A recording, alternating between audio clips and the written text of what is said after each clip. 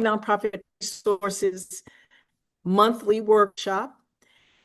We're very pleased and he is also on the advisory council, the president of the advisory council for Valley Nonprofit Resources, improving effectiveness through strategic planning and organizational development. He holds a PhD in psychology from UCLA and is a senior research fellow at California State University North Nonprofit Sector. He's an active, he also has curated 5 exhibitions and has served on the boards of East West Players and Musical Theater Guild. For those of you who attended our convening, we spoke of collaboration. It was a hot topic at that event. We're very pleased to have Dr. Backer come and take that conversation to the next level. So everyone, I'd like you to welcome Dr. Thomas Backer.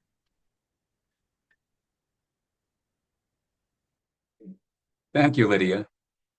And let's see, I am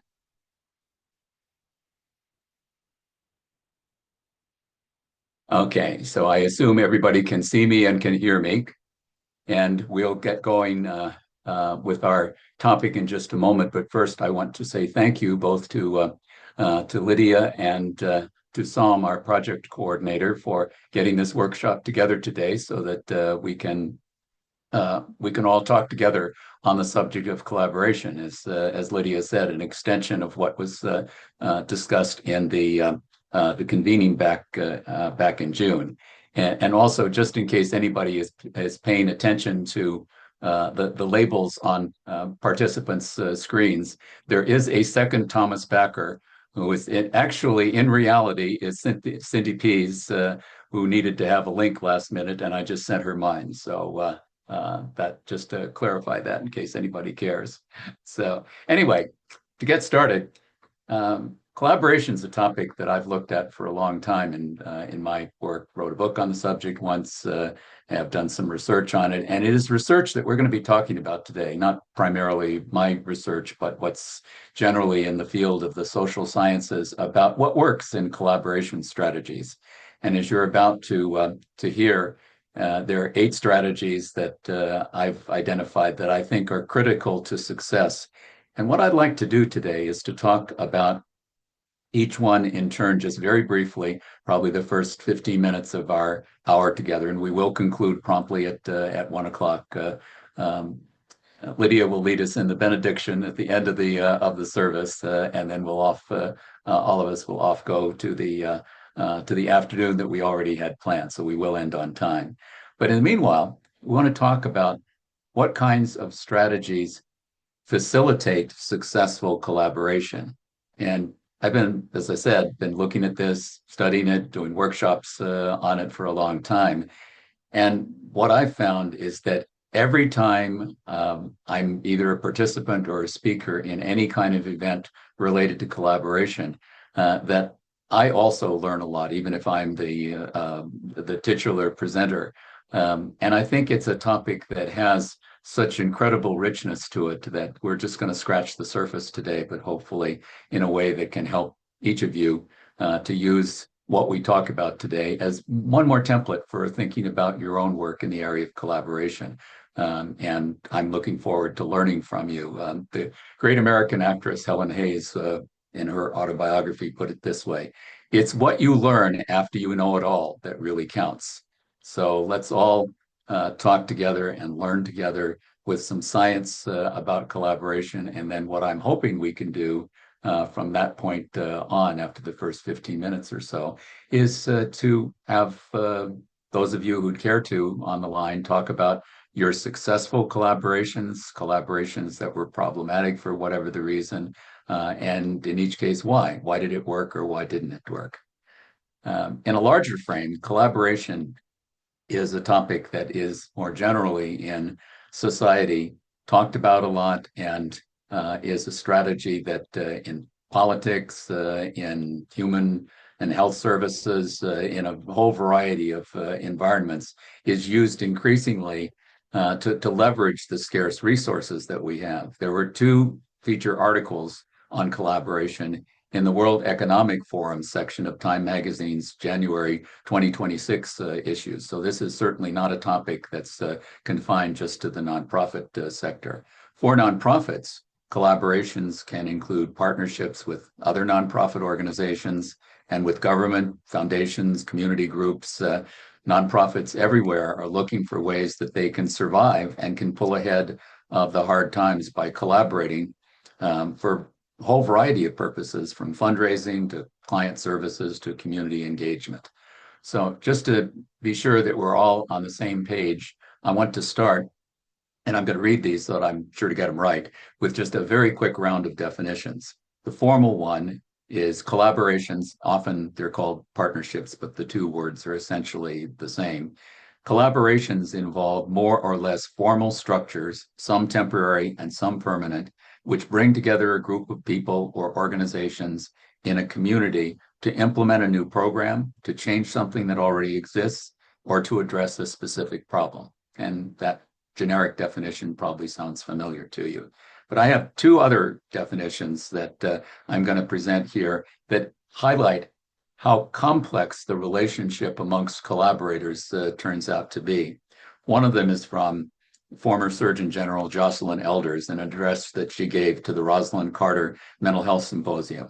And Dr. Elders says, collaboration has been defined as an unnatural act between non-consenting adults. We all say we want to collaborate, but what we really mean is that we want to continue doing things as we have always done them while others change to fit what we're doing. Or an even pithier definition of Woody Allen in his book Without Feathers, and the lion and the lamb shall lie down together, but the lamb won't get much sleep. So these humorous definitions reveal real behavioral challenges that have their counterparts in personal and family relationships. And now I'm going to move from definitions to talking about what the science says. There's few decades of science about what makes for a successful collaboration or what makes for a troubled one. And I'm, as I said, going to go through them relatively quickly, and you'll be getting a one-page summary of these 8 strategies by email tomorrow, all of you who are participating in our event today. So the summary will help you to think about some of the things that we discussed today, and that'll be coming to you tomorrow in a follow-up email. So, 8 strategies. First, make a brief written plan for how the collaboration will operate, in which all the partners can agree.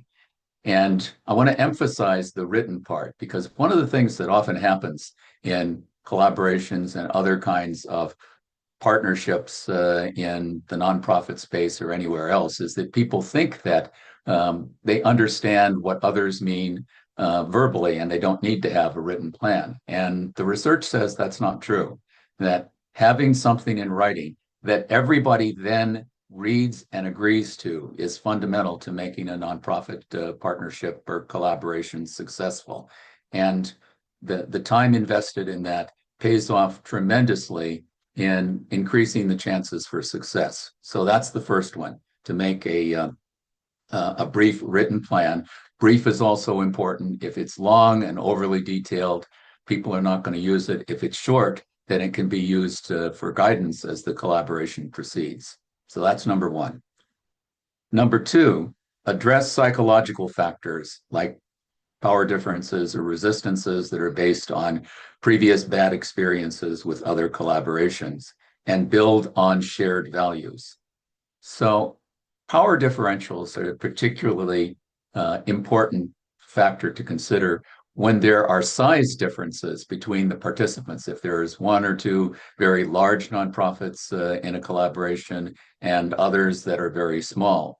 And it isn't that you can't deal with those power differences, but they need to be brought out into the open. What often happens that derails collaborations very early on is that the collaborations do in fact happen in the environment of significant power differentials, but nobody talks about them. And that unfortunately leads to a lot of problems on down the line. And resistances that are based upon collaboration experiences that one or more of the partners in the collaboration have had that didn't work out very well, and that maybe taught some lessons or perhaps haven't been examined, but still constitute a negative history for collaboration, and it makes people less willing to risk being vulnerable, committing resources, and working to make the collaboration successful. And again, the key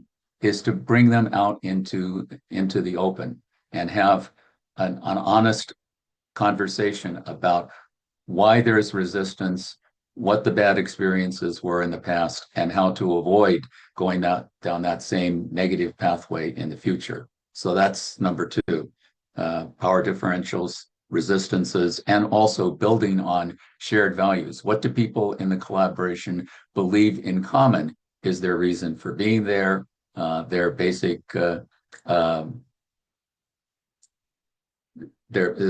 sorry, I just lost my notes there. Their basic values that help them to guide their day-to-day practice. So that's number two. Number three, to clearly identify the main reason for collaborating and how partners will know if they've succeeded. That's perhaps paragraph 1 in the brief written plan. What is the collaboration really about? And again, people need to agree on that. It's surprising in otherwise very well-intentioned collaborations how frequently the shared purpose is not expressly stated and is not in the end agreed upon by at least some of the participants in it. Getting that out into the open is really important. So that's number 3. Number 4, find the needed financial and human resources to support the collaboration. In many cases, collaborations start because people think they can save all kinds of money by collaborating and that the collaboration process can be cost-free. And that's rarely the case. There's an opportunity cost if you spend time in meetings of a collaboration and in implementing whatever it is that the collaboration is about. That's time, and in some cases money as well, that can't be spent on other things. So that's one of the most important parts of a written plan, is to say something about how whatever resources are needed to financial, personnel resources to make the collaboration successful are talked about and made accessible. So that's number 4. Number 5, incorporate learnings from other collaborations, both successes and mistakes made. And that gets back to the earlier talk about looking at the beginning of a collaboration at experiences that people have had in past collaborations, and to look at, in some cases, collaborations that some or all of the partners in a new collaboration have participated in the past, so that there can be an opportunity to learn from that and to design the new collaboration in ways that take advantage of what's been learned, both what worked and what didn't work. Number 6, encourage the collaboration to evolve, to respond to the changing environment, because in many cases, over the lifetime of a collaboration, and it may be 6 months, it may be a year, time varies from one to another, but in the end, the environment does not stand still, and figuring out how changes in the exterior environment, including funding difficulties, of which we've had sadly a lot in the last period of time, how that affects the ability to collaborate and how to structure the collaboration, and to be reasonably comfortable in its evolving if that in fact is indicated by what people are looking at in terms of assessing the environment. Number 7, to estimate the costs and benefits of collaborating over the long haul, including what are the enduring self-interests that people have for collaborations and sacrifices that may need to be made over time by the partners. That over the long haul might be 6 months, it might be a year, it might be several years. In some cases, collaborations are more or less ongoing parts of the participants who are members of the collaboration. It may go on without a significant endpoint. But whatever the time structure is.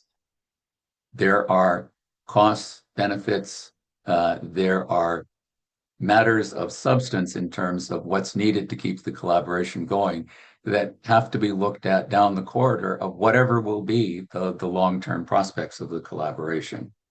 Eighth, and finally, to plan for long-term sustainability, if in fact that's what the collaboration's members want to achieve. In some cases, collaborations are not intended to last for more than a set period of time. If they are, to figure out what is going to help the collaboration to be successful over a long period of time, including perhaps sources of ongoing funding, can be really important in getting on down the line with a collaboration that's still vital and has a good chance for success.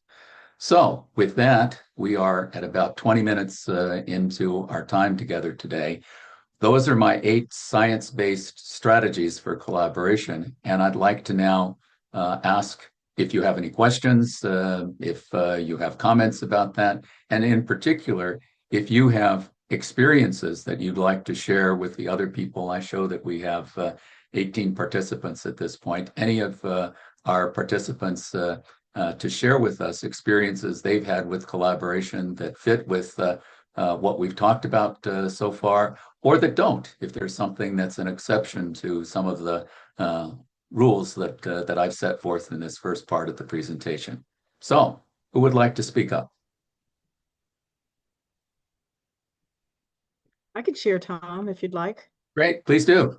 I received 2 grants from NSI for collaboration. One worked, one did not. We met with another agency, and their funding that they give you is for a consultant to assist you with the first stages of the collaboration. And they still have that available for anybody who's interested. We spoke about that at the convening.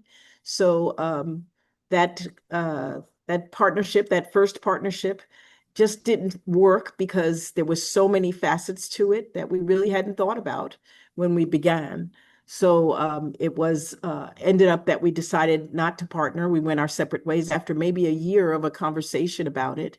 And then the second collaboration worked very well. We ended up partnering to provide programming for youth here in the San Fernando Valley. And so that the consultant assisted us with working out the details of that collaboration. And then we ended up partnering for about a year and provided programming at a local school site. So we've had 2 instances of collaboration that I think worked to tell us what we needed to do next if we do this again. Okay, so just in case there's anybody on the line who doesn't recognize NSI, it's Nonprofit Sustainability Initiative, and it's a long-standing, over 15 years now, a collaboration of foundations that provide the financial support to enable the kind of activities that Lydia, you were just talking about. And the question that I have back to you is, what was the difference between those 2 collaborations? Why did one work and the other didn't? I think the first one, they really did not want a collaboration or a partnership. They wanted to absorb us. They wanted a merger where they were in control. It wasn't we weren't on equal footing. In the second one, we were. So I think that was the major difference. And they weren't stating that. They acted as though it was a collaboration, but I believe they wanted to just absorb our program. Yeah. And that gets back to very clearly to what some of the science says about the danger signals in collaboration. And sometimes in situations like that, what counts as a way of anticipating difficulty is behind the scenes conversations with someone that the members of one collaboration may know quite informally in the other collaborating organization, or several, if there are several, to get what the real skinny is about the willingness of one or more of the other partners to engage in real collaboration, because that is, as in Jocelyn Elder's humorous but very pointed definition of collaboration, that is often a difficulty. I also have had a couple of experiences with nonprofits that I was brought in to help with the collaboration. here I am, the alleged expert on the subject, and it did not work well. And it was very clear, just as in the example that you provided, that what really was wanted was an absorption rather than a real partnership. And so it didn't go very far. And unfortunately, we spent a little bit of time. We got to that fairly quickly, but some time was taken in having preliminary negotiations. And unfortunately, in some cases, it takes that in order to surface what the real reason for joining the partnership is. So thanks for those. One of the things that I like to say is you wouldn't marry someone you just met. So you wouldn't partner with someone that you don't know. So I think that that's just a phrase that I tend to go back to, just getting to know the person or the Right. organization first. I think her hand raised. Was that me, you said? Was that me? Yes. Yes. Okay, very quickly. This is an excellent, excellent example. So I'm always thinking about the preparation. If you're not able to afford a wonderful consultant like Mr. Backer for all these things, but going into this, the preparation and talking to each person, because you say you don't marry somebody you just met, but maybe there's a piece that you can collaborate on, just to, even if it's a small piece to start to get your foot in the door to see how the other person reacts and you really like them enough to go to step two. What would be a simple preparational activity on both parties that you could do to get it started? Thank you. Most straightforward, which I've done in my own work, and I've seen it done well by others, is to have a session with all of the potential collaborators present to answer the question, why should we collaborate? And to make that the literal theme of the meeting, because that often surfaces people's assumptions, including assumptions about whether it is in fact one organization absorbing the other, or other things that may be problematic in the making of the collaboration. But it's starting with the question that presupposes you might come out of that first session saying, we're not going any further.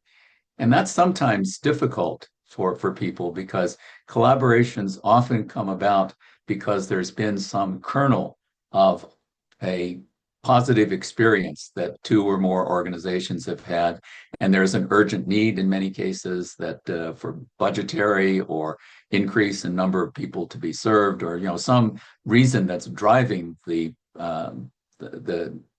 urge to collaborate, so to speak, that makes it easy to avoid, and I think wrongly, to avoid that initial discussion, with the understanding that at the end of that, no harm, no foul, that there may be a decision not to proceed with the collaboration. That's sometimes hard for people to adjust to, but it pays off tremendously because it does surface potential problems. So that's one strategy that I can suggest. Start with a no harm, no foul meeting that from the beginning, everybody knows they can walk away from that or decide to engage in the collaboration and to begin planning, but with more reality input to do so. So, Cindy, does that answer your question? Anything else you'd like to say? No, that's enough. I've got to go write it all up now. Thank you. All right, very good. Okay, so who else would like to share a collaboration experience or ask a question, make a comment?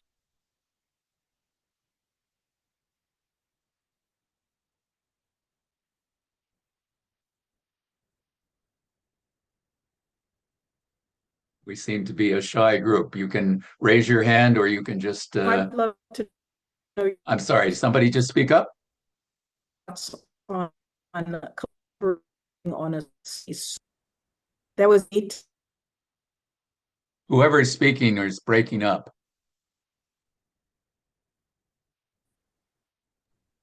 Speak directly near your microphone.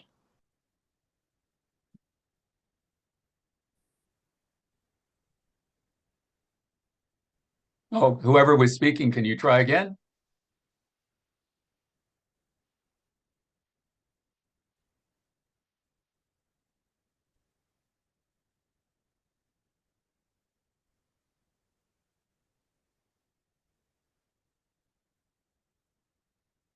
Okay, so Francisco, you have your hand up. Would you like to make a comment or ask a question? Yes, hi, Doctor. I'm Francisco Rechiga for Hands for Hope. Your second component of psychological factor experiences. Can you elaborate a little bit more on examples of shared values of a collaboration that you just started because you guys just got along? It was just you guys just clicked. It just happened naturally. Can you give us an example of one of those experiences? Sure. One of the things that's often interesting to do in beginning to structure a collaboration is to have each of the collaborators go to the websites of the others in the collaboration and look at what is said on the website is their mission statement. Sometimes that can be done by just copying them all into an email or a Word document and sharing them electronically. But if there's time to actually go to the website of the other potential participants to see how they characterize themselves, and then to have a conversation amongst the collaborators about whether there's been any recent change to that, what they see as the main ways in which they implement their mission statement. That often gets to values that in some cases it's somewhat surprising that the organizations collaborating actually share more values than they might have been aware of initially, because collaboration is often focused on one specific part of the organization or one specific element of its activities, and to have that bit of time invested in getting to know something about the organization at a larger level can make a big difference. And that's something that I've used a fair number of times in helping to structure collaborations. And the other element that often comes into play there is the difference between a CEO or a board of directors and what line staff or service recipients or volunteers in the organization, what they individually say are the shared values of the organization. One doesn't expect them to be all exactly the same, but if it is going to be a substantial collaborative effort, getting some input, for example, having an early meeting of the collaboration in which there are not only staff or leaders of the organization involved, but also at least one client or service recipient to come into the conversation. And out of that can come some significant differences that need to be addressed, and usually can be, so long as they're brought to the surface. So does that help, Francisco? Is there something else you'd like to Oh, that was concentrate great. on? That was great. Thank you. I appreciate it. Hey, Tom, this is Anthony. Can you hear me? Hey, Anthony, I can hear you. I came in a little late, but I wanted to just kind of pick your brain a little bit, and so I have a question. I think for Okay. me, I guess what I wanted to ask you was, have you ever used, and I guess, have you ever used 990 forms as a way to gain insight into the values, the priorities, the way that a nonprofit or an organization works, as like you said, as a way to kind of understand that organization in their alignment or compatibility with working with your organization? How much weight would you put in what an organization puts in their 990 form that they have to submit every year to the IRS? Like how much weight would you put into that?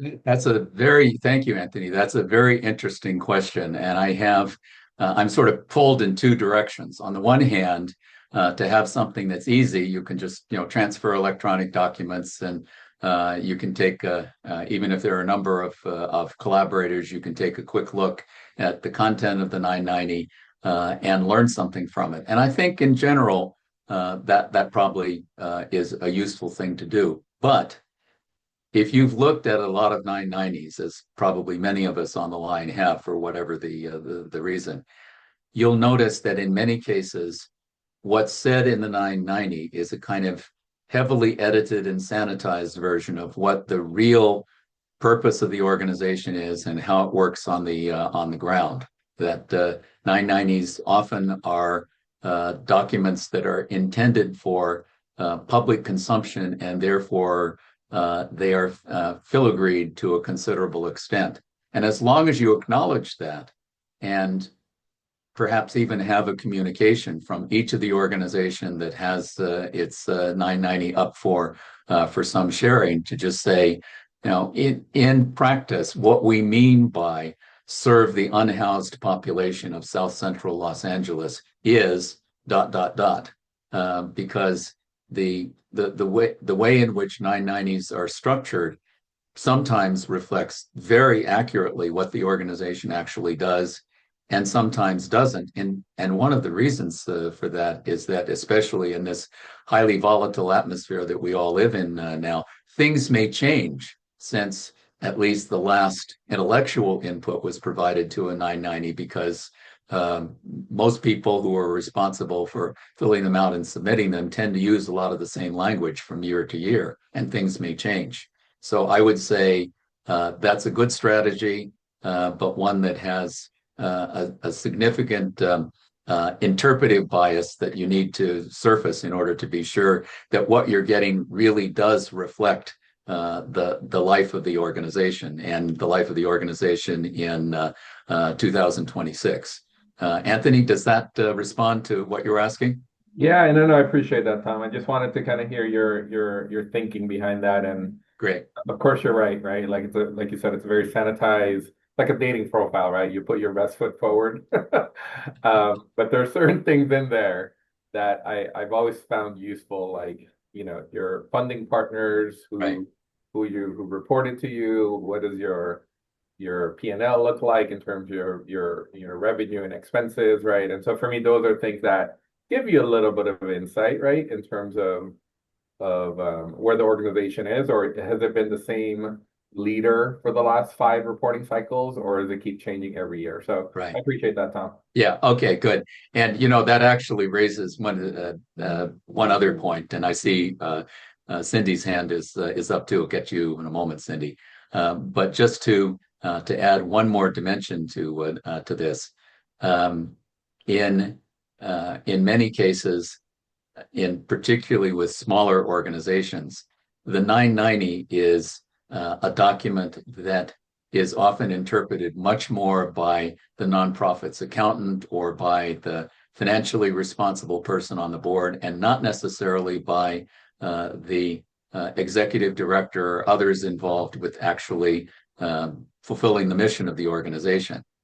So again, just to be cautious, to be sure that in this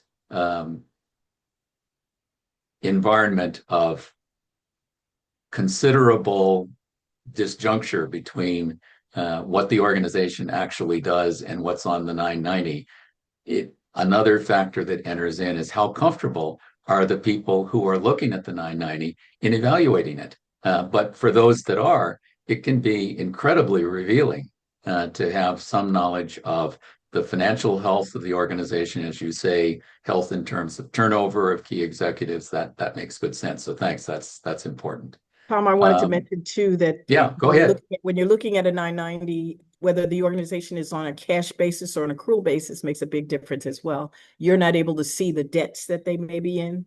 If they're on a cash basis, they might be in debt, and you might want to know that about an organization. So the 990 may not tell you that.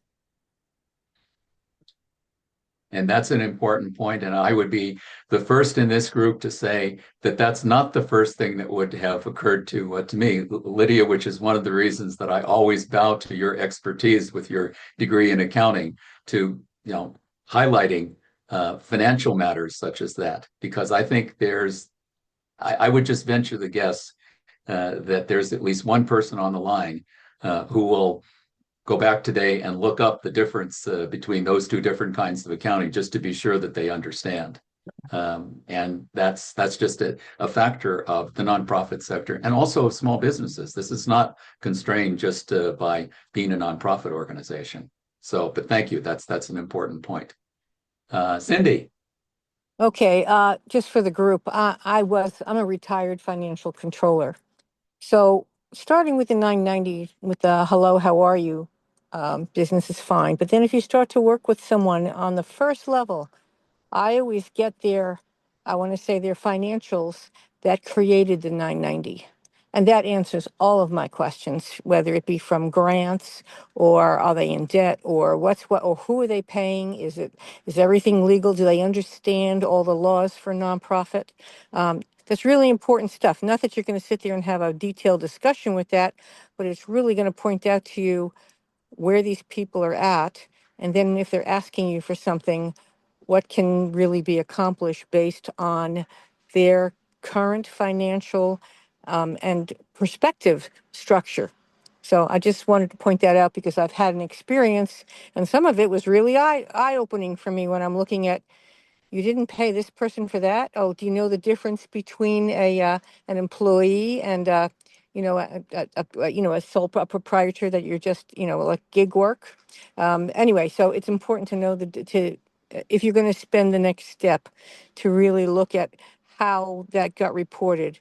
And it's not even a question of asking the people because they will interpolate the way they understand it. You have to actually look at the numbers. Thank you. Thanks.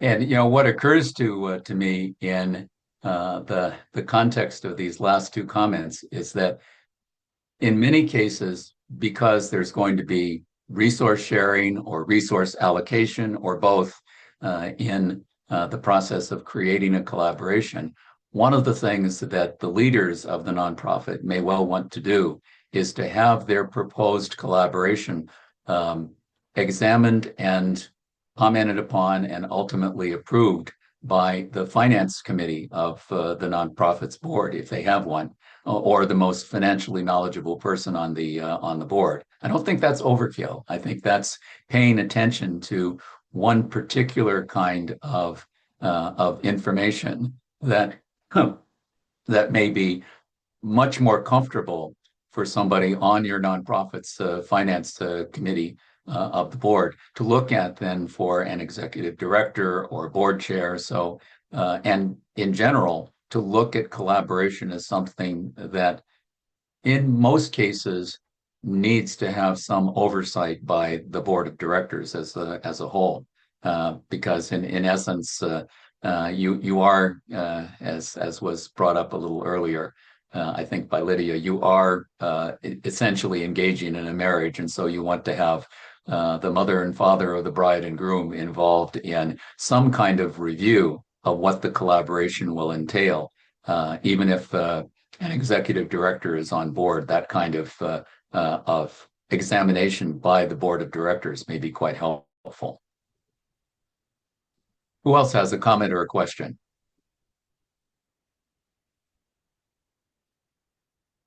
Tom, can you hear me? Ken, yeah, go ahead. So we're interested in a co-location grant or a co-location collaboration. And do you have any experience with anyone who has been successful at that type of collaboration? Not directly, more observationally. And that gets into yet another recommendation, depending upon whether the board has a structure like this. At a nonprofit whose board I serve on, we have a facilities committee. And if we were to get involved in some sort of co-location agreement, the first pass would probably be through the facilities committee, because they're the ones who are most knowledgeable about our end of the space considerations and others related to co-locating services. And may even be able to provide some interesting questions to ask in that first meeting of should we collaborate or should we not. If I could add, Tom, to that. Please. Prior to my time at my current organization, we were leasing space for our administrative offices, but also one of our wellness centers. One was at a school, another one was at an FQHC, a community clinic.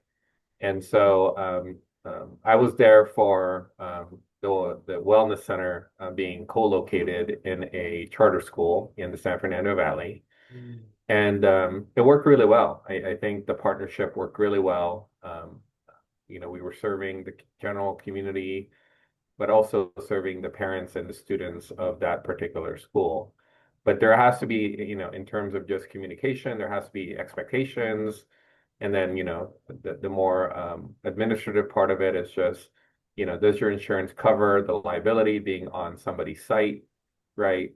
Also, just the way that you would do grants, for example, just going back to Lydia's kind of, background when you said accounting, the way that you would bill grants based on the space that you're renting and the space that you're occupying and how you're billing that to a particular federal, state, or private grant. And so those all take in consideration how you're kind of setting up that arrangement with that other partner in how you're getting charged for the space that you're renting, utilities, liability, but also how you write your grants and how you bill your grants for that. So just wanted to kind of add a couple of things to what Tom was saying there about the facilities committee. Thank you, Anthony.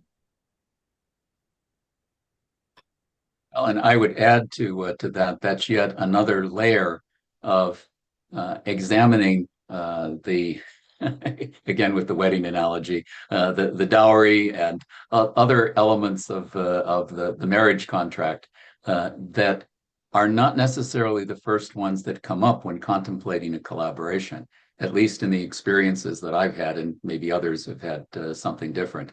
But in the collaborations that I've observed or actually participated in, the focus was always on the services provided, the mission statement and how it was fulfilled.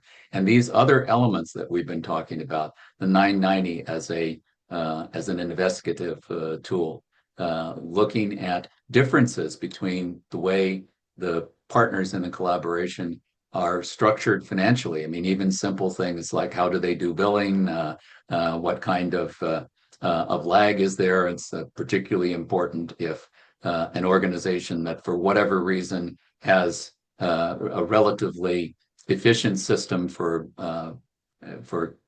getting their resources in order is dealing with a public agency that might wait for months in order to get paid on the basis of an invoice that's been submitted. Being sure that that's talked about. I know I'm repeating myself, but this is such an important point.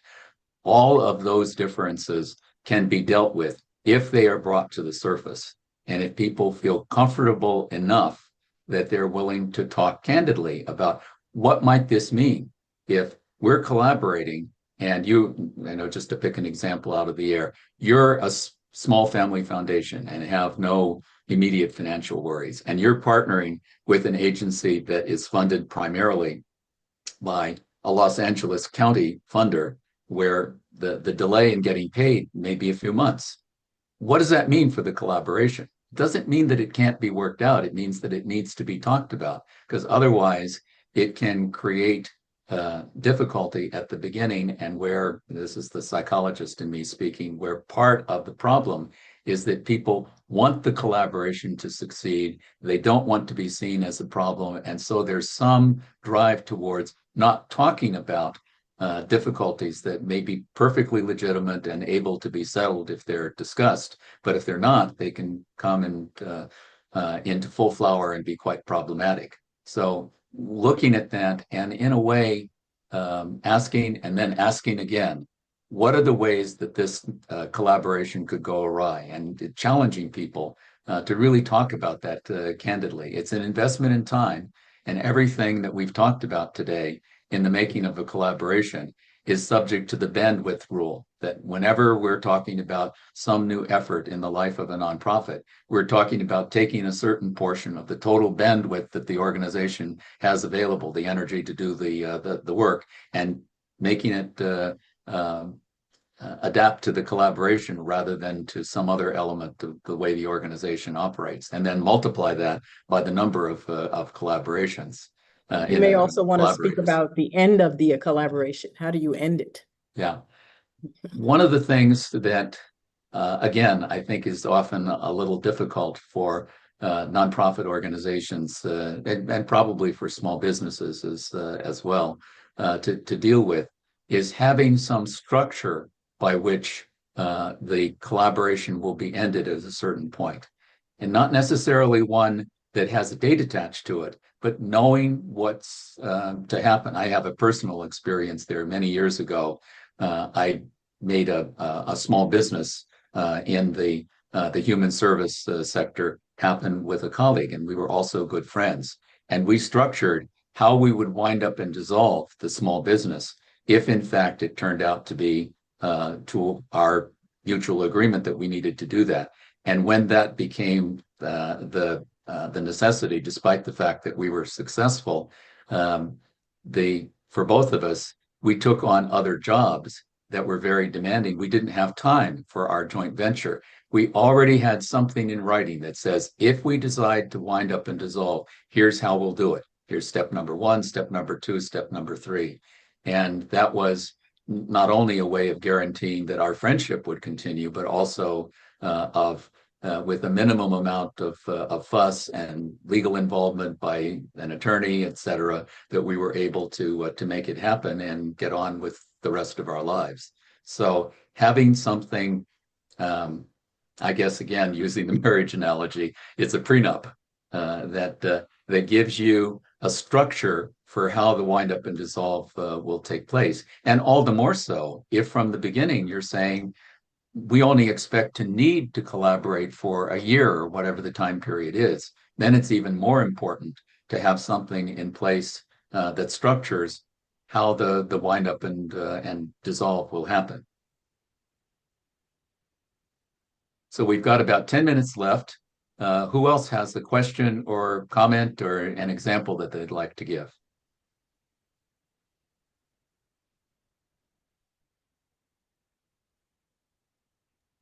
I can add one thing. Okay, go ahead, Cindy.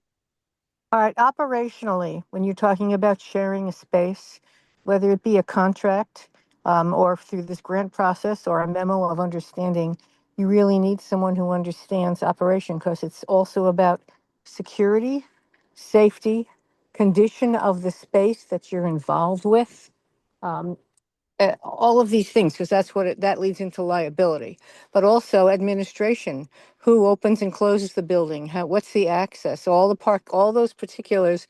You really need somebody that has some operational experience to look at what the deal is really for and how everybody mutually benefits. Thank you.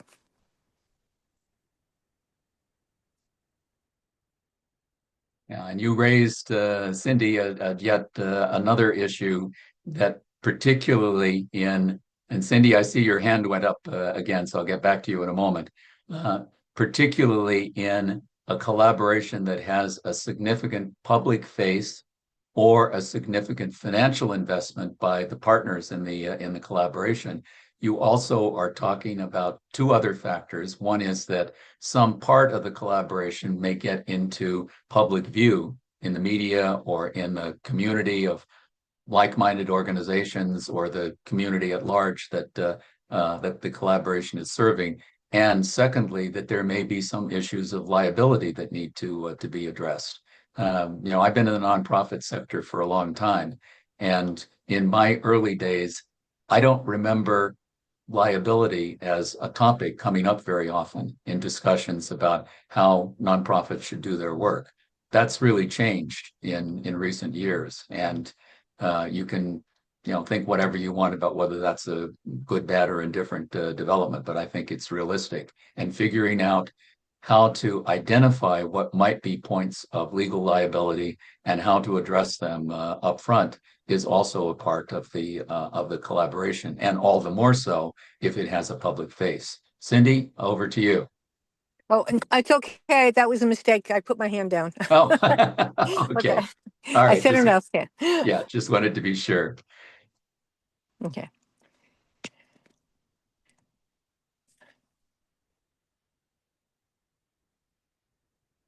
So any other takers? We've got about 5 minutes left. We can take one more question or comment if we have them.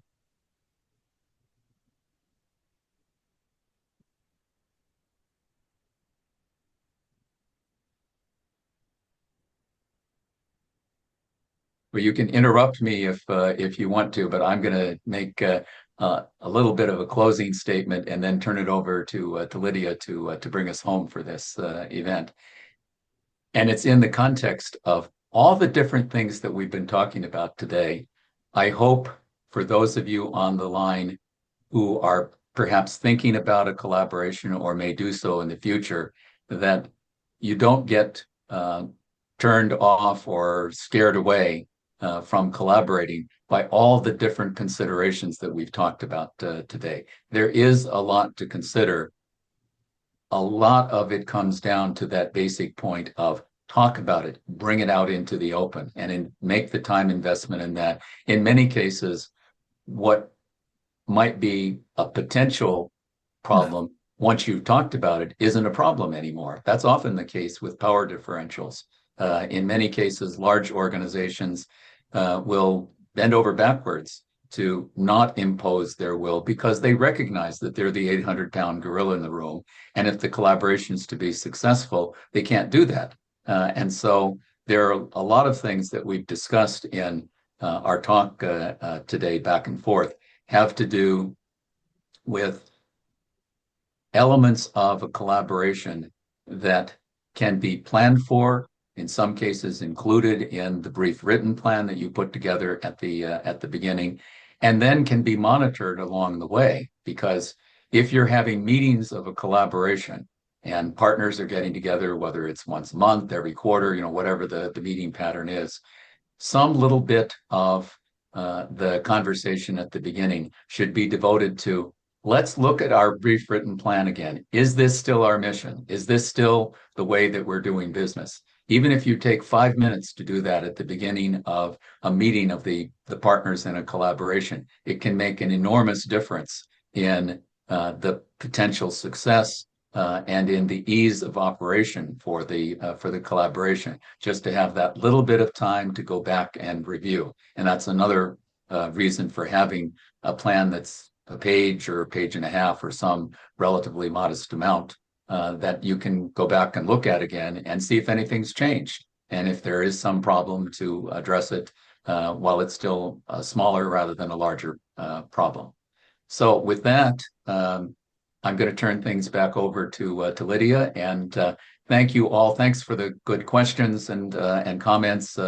As I'm sure many of you on the line who are the veterans of educational workshop presentations, what Holly, and I see Palm Psalm that you've got your hand up too, and so does Francisco. Well, they're clapping. They're clapping. Oh, okay, sorry. I just saw it now on the left-hand side of the screen. Thank you. Okay, so if you're in any kind of a collaboration, knowing that you've got a good basic idea, that you've written it down on paper, and that you can accommodate at every meeting that brings the collaboration together some review of that will make a big difference. So that's my slightly repeated